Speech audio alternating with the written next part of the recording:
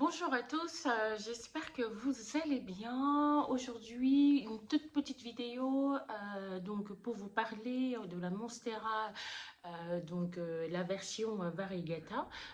Donc la Monstera, c'est une plante originaire d'Amérique centrale, de la famille des Aracées comme les Alocasia, les philodendrons. Cette plante en fait, notamment la version avec les variations, est considérée en fait comme une plante rare. Bon, enfin, aujourd'hui, elle reste relativement quand même facile à retrouver, hein. C'est une plante qui est plutôt chère que rare, parce que si voilà, si vous voulez la retrouver en jardinerie sur internet, on arrive. Moi, je l'ai achetée en jardinerie. Regardez comment elle est belle, hein. Donc avec une plante avec de jolies variegations. Alors en fait, la Monstera variegata, celle-ci c'est une Monstera variegata albo. On la reconnaît en fait avec l'intervalle qu'il y a entre chaque nœud. Vous voyez là, peut-être qu'on voit là. Si je remonte comme ça, voilà, il y a un premier nœud là, un deuxième nœud là, et il y a un grand intervalle entre les deux. Et il existe aussi la Monstera variegata taille constellation. Elle aussi, voilà, elle est super belle. Les feuilles, elles sont beaucoup plus grandes.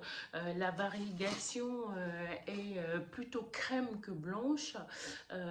Comme sur la variegata albo, pour être honnête, moi aussi, je me suis... en fait, quand j'ai vu dans la jardinerie, vu que je débute en fait sur le sujet, j'ai cru que c'était une Monstera taille constellation. Voilà, je me suis jetée dessus et en faisant des recherches, je me suis rendu compte que la Monstera taille constellation, elle a des nœuds plus resserrés. Par exemple, si je voulais bouturer, là, c'est très facile à couper. Il suffirait de couper entre les deux, de s'assurer qu'il y ait une racine aérienne. Donc ça, c'est les racines aériennes. Surtout, faut surtout pas couper ces racines aériennes parce que c'est ça qui permet à la plante de capter l'humidité dans l'air. Bon, cette plante, on va être honnête, hein, c'est un craquage. Franchement, quand j'ai vu, je me suis dit, bon, 200 €, Armel, t'es sûr quand même? Enfin, je venais chercher une Aglaonema, enfin, qui coûtait, je sais pas, une vingtaine d'euros. Et donc, je ressors de la jardinerie avec cette plante. Je me suis dit, oh là là là là. Mais en fait, elle est très très belle. Je ne regrette pas mon achat. Alors, en fait, juste quand même rapidement avant que je vous parle des boutures, puisque l'idée c'est de vous parler de ma Monstera qui fait des petits. Alors cette plante, elle a besoin en fait d'avoir une très forte luminosité, donc c'est pour ça que moi je l'ai mise dans ma cuisine, près de la fenêtre, hein, qui est exposée nord-ouest. En revanche, pour qu'elle ait beaucoup de lumière, parce qu'en fait les parties blanches qui n'ont pas de chlorophylle,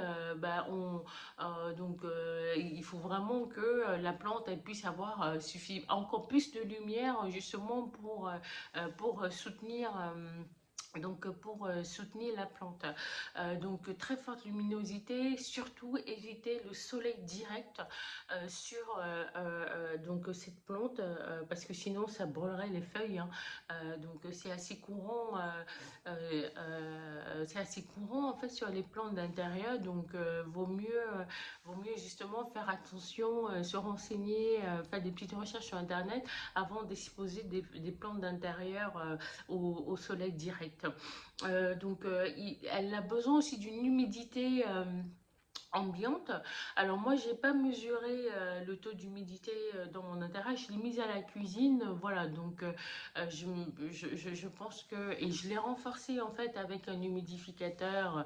Donc c'est l'aspect précautionneux du débutant, voilà, qui veut mettre toutes les chances de son côté. Donc bon, je l'ai quand même mise, voilà, sur une plante, l'humidificateur au démarrage. Après je l'ai enlevé. Je verrai comment elle se comporte. Peut-être que je remettrai l'humidificateur en été. Voilà, donc sur l'arrosage, je fais un arrosage. Elle est dans un pot en terre cuite. Elle est dans le terreau d'origine de la jardinerie. donc j'ai juste transvasé l'enlever du pot en plastique pour mettre dans un pot en terre cuite, parce que pour cette plante là, comme elle a besoin de bien sécher entre les arrosages, donc voilà, moi je voulais éviter tout risque de pourriture des racines en mettant un pot en terre cuite pour que l'évaporation se fasse donc très rapidement. En fait, la pourriture des racines, c'est lié au terreau qui reste trop compact, pas assez d'air qui circule, trop humide, et qui crée en fait donc des pourritures de racines. Donc bon, j'ai mis ce pot en terre cuite en espérant garder en fait de belles racines, on verra. Mais surtout, donc attendre que ça sèche, ça s'évapore, et puis réarroser de nouveau. Bon, moi, j'utilise un outil pour m'aider, hein, donc c'est le mesureur d'humidité dans le terreau, que vous pouvez trouver dans toutes les jardineries. Sinon, le doigt sur 2 cm, ça fait aussi l'affaire. Mais enfin bon, moi vraiment, voilà, moi je préfère allier le pot en terre cuite pour que la terre est sèche de manière uniforme, et la réarroser à nouveau. C'est comme ça, et j'espère la garder le plus longtemps possible. Alors pour les boutures, en fait c'est très simple. Moi, si je voulais bouturer cette plante, il faudrait absolument qu'il y ait un nœud. Le nœud, c'est cette jointure là, où on a 2 branches en fait, 2 feuilles en fait qui partent, et en fait idéalement il faut avoir une racine aérienne, parce que c'est de là, des racines aériennes et du nœud, que partent les autres racines, et donc on coupe. Et en fait, on coupe là, bon, moi je couperai là. Et on trempe dans l'eau. Moi j'ai trempé dans l'eau avec une solution racinaire. Et au bout de quelques semaines, 3-4 semaines, je ne saurais pas vous dire, voilà, donc j'ai commencé, on le voit là, donc là j'avais que cette racine aérienne là, et là j'ai un début de racine là. Ensuite, j'ai, vous voyez, on le voit là, ça commence à raciner, donc ça a vraiment bien marché. Et là, voilà, donc j'ai des racines, voilà. Et donc j'espère, alors de l'eau, un bocal. Alors il y en a qui recommandent en fait de changer l'eau toutes les semaines. Moi je la garde un peu plus longtemps, parce que j'ai vu qu'il y avait d'autres pratiques. Donc je ne sais pas laquelle vraiment est la meilleure, mais pour l'instant, pour que en fait elle profite en fait de l'hormone qui permet en fait de faciliter l'enracinement. J'essaie de la garder, voilà, de changer l'eau tous les 15 jours, voilà, de garder relativement longtemps quand même. Et il y en a qui préconisent, j'ai pas assez de recul pour vous dire quelle est la meilleure solution, mais en tout cas je suis contente parce que toutes mes boutures, elles ont raciné, assez facilement. Donc voilà, et pourtant je suis pas une experte sur le sujet, enfin je démarre, voilà. Pour une plante que j'ai achetée, je crois au mois de février, je crois, hein, oui, c'est ça, c'était au mois de février que je l'ai acheté, la plante. Et donc j'ai commencé déjà à la multiplier. Et alors regardez, je vais vous montrer. Et en fait, ce qui est génial, et ce qui m'avait aussi encouragée, alors je ne sais pas si on va voir, là il y a une excroissance là, voilà, on voit pas très bien, là vous voyez, ah, vous voyez bien, une excroissance, et en fait c'est un début de ramification. Donc ça va me créer une autre tige avec d'autres feuilles. Et j'espère, donc ça j'avais coupé, j'avais bouturé d'abord en premier celle-ci. Et après, j'ai pris dans ma lancée, dans ma folie de bouturage, j'ai coupé celle-là. Donc, je croise les doigts pour qu'il y ait une... Bon, là, il n'y a rien pour l'instant.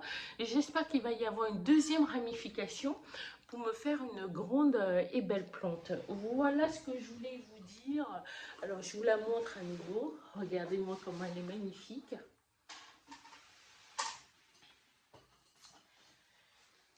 Donc, avec les boutures, voilà, très belle.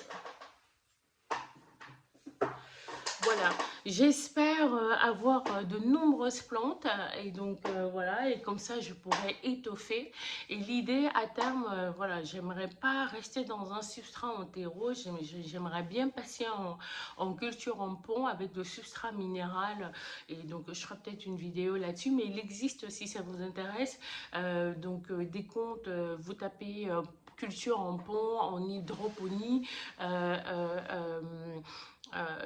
Moi j'ai regardé certaines vidéos et j'ai envie de passer ma plante en pont plus tard. Voilà, je veux qu'elle s'acclimate déjà bien donc à mon intérieur, avoir quelques plantes et à la limite je ferai une belle grosse plante. J'espère pouvoir vous le montrer à l'occasion d'une autre vidéo.